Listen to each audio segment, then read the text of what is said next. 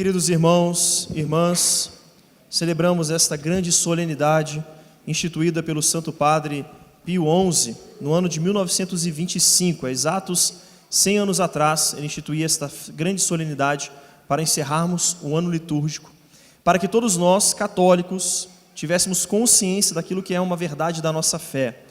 Cristo é Rei de todas as coisas, é Rei do universo e deve reinar sobre as realidades temporais. Quando o Papa Pio XI institui esta festa, ele faz com uma razão histórica. Ele quer combater o secularismo e o laicismo. Ele quer que os católicos tenham consciência de que nosso Senhor deve impregnar todas as realidades, não só aquelas que nós aguardamos na vida eterna, mas as realidades do tempo presente. Cristo deve impregnar todas as coisas. Bom, mas para que nós possamos proclamar isso, e buscar que isso se realize, nós temos que justificar que Cristo seja de fato Rei. Não é apenas porque nós somos católicos, e nós gostamos de Jesus, a gente acha Ele muito bom e por isso Ele tem que ser Rei de todas as coisas. Não, existe um direito divino. E nós, humanos, estamos acostumados com o direito. A gente adora proclamar, aqueles que são os nossos direitos. E a gente percebe, por exemplo, nas relações humanas, que quando uma pessoa trabalha, quando ela realiza algo, uma certa recompensa é devida. Por isso, inclusive, é injusto que um empregador retenha o salário do seu funcionário, porque uma vez que ele cumpriu a sua tarefa, ele realizou aquilo que era esperado dele, é justo que ele receba o seu salário. E se o empregador não dá o salário, o empregador está retendo algo que não é seu, mas pertence ao funcionário. Portanto, o que nós adquirimos se torna como que uma extensão nossa. Esse é o fundamento, por exemplo, da propriedade privada. Uma vez que nós trabalhamos, adquirimos as coisas com o nosso suor, com o nosso esforço, nós temos o dinheiro devido a isso e podemos comprar as coisas, adquirimos elas.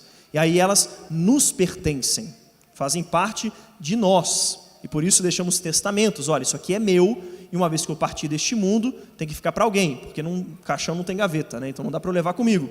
Então, tem que deixar, porque é algo que me pertence. Pois bem, mas quando nós pensamos isso, levando as últimas consequências, inevitavelmente nós pensamos naquilo que São Paulo fala para nós. Por que te glorias daquilo que tens, se tudo que tens foi recebido?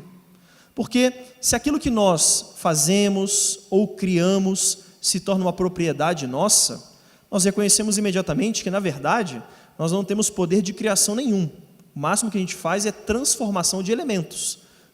Mesmo se a gente manualmente constrói uma casa, o que a gente fez foi pegar os elementos que a natureza nos dá, a gente mexe com eles, faz algum trabalho químico às vezes e pronto, eu posso fabricar algo. Mas o Criador mesmo, é Ele que detém o poder sobre toda a criação. É a Ele que pertencem todas as coisas. Portanto, Deus mesmo é aquele que possui tudo. A propriedade privada, por excelência, o mundo, é de Deus. Foi Ele que criou todas as coisas. Nós ouvimos na leitura de São Paulo, é nele que todas as coisas têm a sua consistência. As coisas só existem e se mantêm no ser porque Deus as sustenta com a sua inteligência, com a sua vontade. Se Deus não quisesse, nós seríamos aniquilados, deixaríamos de existir no mesmo instante. Mas uma coisa que Deus coloca na realidade, Ele quer que ela se mantenha, e Deus mantém todos os seres na realidade. Portanto, a quem pertencem todas as coisas? A Deus mesmo. E isso não é uma questão de fé, isso é uma questão de razão. A nossa inteligência, bem ordenada, consegue perceber isso. Os filósofos antigos percebiam isso, e eles não tinham fé, nem judaica, nem católica. A razão humana consegue compreender. Na experiência humana, tudo que nós temos foi criado, tem uma causa, e a gente percebe, olha, é evidente que todas as coisas têm que ter um causador que não é causado por nada. Enfim, a razão humana consegue compreender a verdade de que Deus é o Criador de todas as coisas e Ele detém o direito sobre tudo. Pois bem, aí nós diríamos, mas então, padre, se Deus detém todas as coisas, então pertence tanto, o reinado pode ser a Maomé, pode ser a Buda, todos eles são tementes a Deus. Ora, mas nosso Senhor Jesus Cristo, Ele não é só um homem, Ele é homem e Deus. E uma vez que Deus se encarna, uma vez que Ele assume a natureza humana, Deus dá todas as coisas que foram criadas, ao homem Jesus. E por isso ele é o governante, o verdadeiro rei, não só do mundo, a Terra, o planeta Terra, mas de todo o universo. É ele quem governa todas as coisas, é próprio do rei governar, e todas ele dispõe segundo a sua santíssima vontade. Nós rezamos na oração coleta, fizemos um pedido a Deus, o sacerdote faz esse pedido em nome do povo, pedindo a Deus que restaure todas as coisas em Cristo, porque Deus que criou todas as coisas, ele no seu Filho encarnou-se, se tornou homem para reger todas as coisas que foram feridas pelo pecado. O pecado ele gera uma cisão, uma desordem, um caos parcial na criação. E para restaurar tudo, nós precisamos de um verdadeiro rei, que é, nominalmente, por direito, nosso Senhor Jesus Cristo. Ele é o rei de todas as coisas. Portanto, sendo rei e detendo tudo em suas mãos, as coisas devem estar dispostas segundo a vontade dele. Não bastasse ele ter se encarnado e possuir todas as coisas porque foi ungido por Deus, assim como os reis são ungidos, ele foi ungido por Deus na encarnação.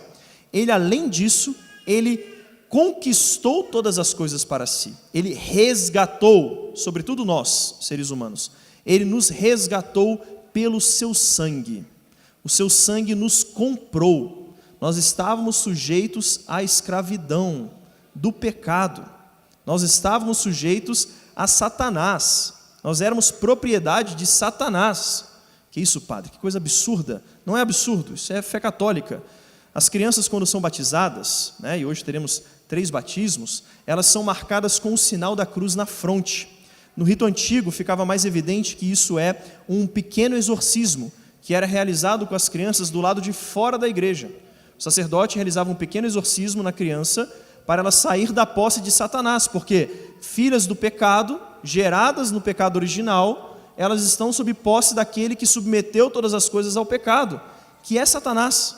Então, sendo exorcizadas, elas vêm para a igreja e se tornam filhas de Deus, e assim acontece com todos nós. Mas isso só é possível porque Cristo nos resgatou com o seu sangue. São Pedro diz na sua primeira carta, 1º capítulo, versículo 18, nós fomos comprados, vós fostes comprados, não por coisas perecíveis como o ouro ou a prata, mas pelo sangue preciosíssimo de nosso Senhor. Ele nos comprou com o seu sangue derramado. E a liturgia apresenta para nós justamente, na solenidade, Cristo Rei, apresenta Cristo num trono. Que trono é esse? A cruz, prestes a ter o seu lado aberto, para imperar sobre os homens. Ele conquista o reinado pelo seu sangue derramado. Desse modo, nosso Senhor Jesus Cristo é rei e deve imperar no universo inteiro. O Papa Pio XI, portanto, coloca esta festa para que nós católicos tomemos consciência disso. A gente não pode se submeter a esse laicismo, secularismo perverso, que vai expulsando Deus para a vida privada, quando muito para a vida privada.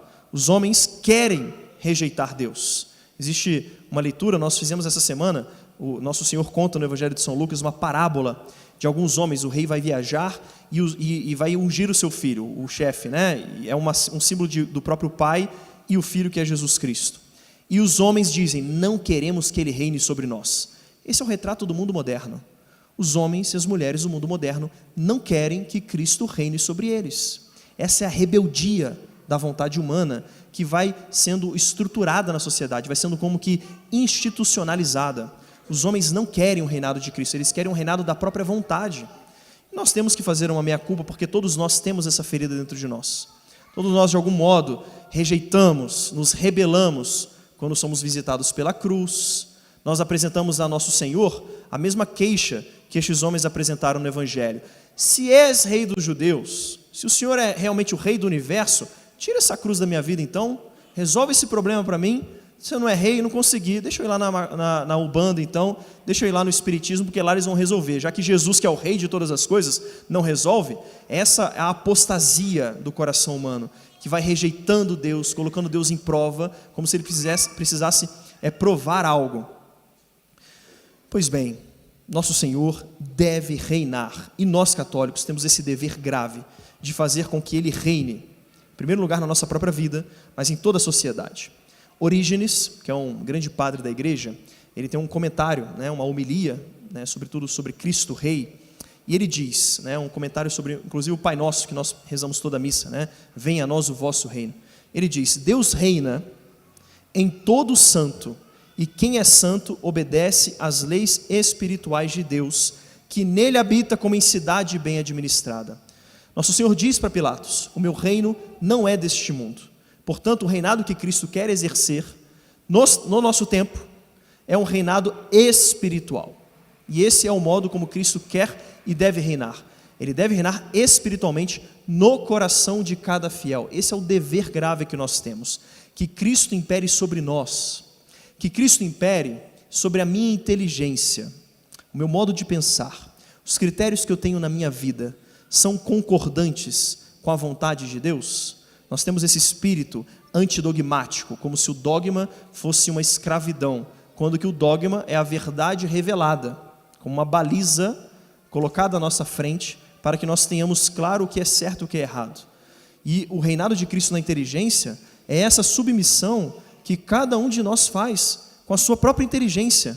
Se Cristo e a igreja, Cristo através da igreja, está me dizendo que isso é mal, portanto é mal, porque Ele é o Rei de todas as coisas, foi Ele quem criou todas as coisas, é Ele que dá às coisas a sua consistência, então Ele sabe o que é bom, sabe o que é errado, e para que Ele impere sobre mim, eu devo também me submeter ao que Ele diz que é bom e o que é mal, na minha inteligência, nos meus afetos, desejar o que é bom. Isso é um trabalho difícil. Os nossos afetos, e à medida que o mundo moderno apresenta tantas e tantas coisas, a gente vai ficando cada vez mais desordenado, os afetos vão querendo coisas cada vez mais estranhas. Se nós ordenamos a nossa inteligência, os nossos afetos vão sendo ordenados também para o que é verdadeiramente bom. A nossa vontade, tomar decisões sábias na nossa vida, segundo os critérios do verdadeiro Rei, que é Cristo. E o que nós percebemos que o laicismo faz, o secularismo, combatidos pelo Papa e combatidos pela Igreja, não é que tira a fé do âmbito público, tira a razão, tira a verdade das coisas. O reino de Cristo é um reino da verdade, nós ouviremos isso no prefácio desta missa mesmo. É um reino de paz e de verdade, da verdade e da vida. Nosso Senhor diz, eu vim para dar testemunho da verdade, todo aquele que é da verdade ouve a minha voz. O que o secularismo faz com os nossos tempos, e aqui eu foco especialmente nas famílias, que é por onde Cristo deve reinar na sociedade, reinando em cada família, reina no homem, na mulher, e por eles reina nos filhos também, na família e na sociedade. O que nós estamos vendo é um ataque sistemático e continuado contra as verdades da natureza humana, nem tanto de fé. A verdade da fé confirma aquilo que é verdade humana. Por exemplo, indissolubilidade do matrimônio.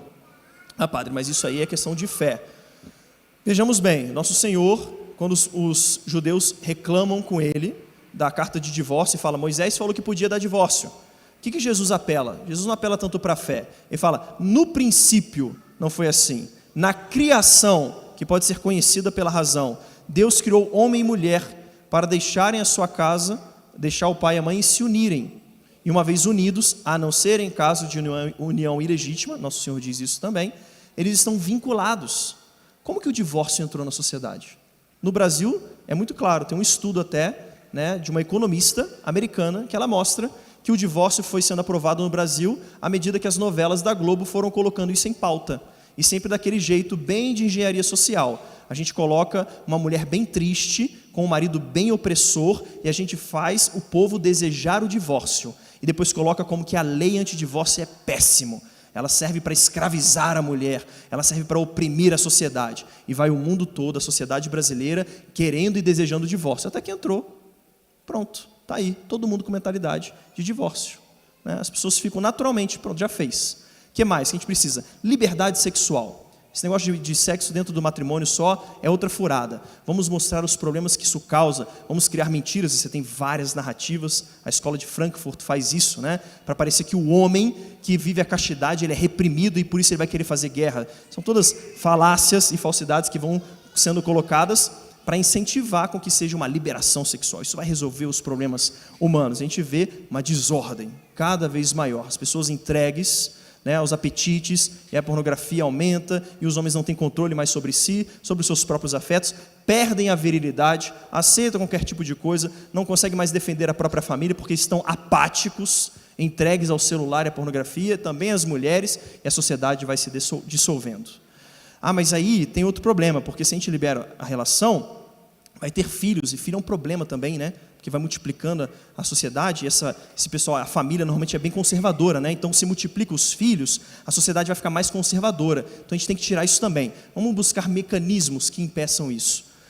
O que é natural, a procriação não é só um mandamento divino, está inscrito na natureza. Esses todos os meios perversos que o homem vai criando para impedir a procriação, eles são antinaturais. Preservativo, pílula, DIU, que a pílula e o DIU, que além de impedir a procriação, são abortivos, causam aborto, tem chance, grande chance de causar aborto, eles são antinaturais. Como assim, padre? Ora, o corpo da mulher, criado por Deus, ele não tem um sistema próprio de ovulação? A mulher já não nasceu, isso a ciência mostra, com uma quantidade de óvulos, né, como que estabelecida, e ela tem um ciclo que vai até os seus 40 e poucos anos, porque é o período que a mulher ainda tem forças para que quando ela vai se tornando mais velha, os filhos já também estejam mais velhos, e aí quando as forças faltarem, os filhos já vão estar por conta própria. Não tem esse ciclo dentro da natureza?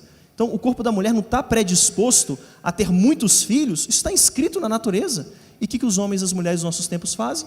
Inclusive católicos, usam todos os meios para impedir Deus de gerar filhos. E é um impedimento contra Deus, que escreveu na natureza, e os casais assumiram ainda diante de Deus.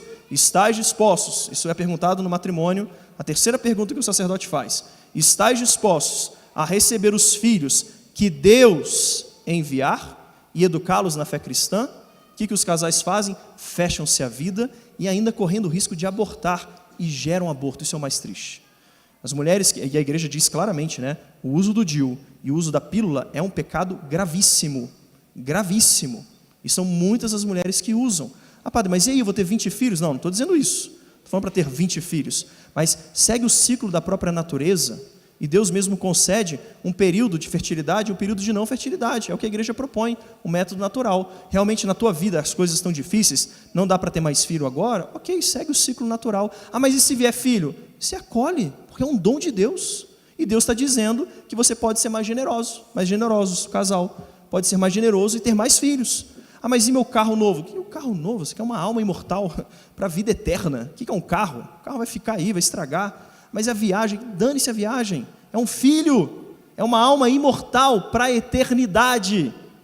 E mais, quando as mulheres usam o DIU, então, correndo o risco de abortar. Eu conheço um rapaz esses dias que conversou comigo, né, e lutou para que isso acontecesse dentro do seu matrimônio, e ele falou com a mulher dele que não queria tirar o DIU. Ele falou, olha, eu não aceito mais. Eu não quero chegar no céu e Deus mostrar, tá vendo, esses filhos aqui que vocês geraram, vocês não deixaram nascer. E Deus apresentar, porque isso vai acontecer. Quem usa DIU, isto vai acontecer. É a dever do sacerdote avisar, né, para você tomar consciência disso.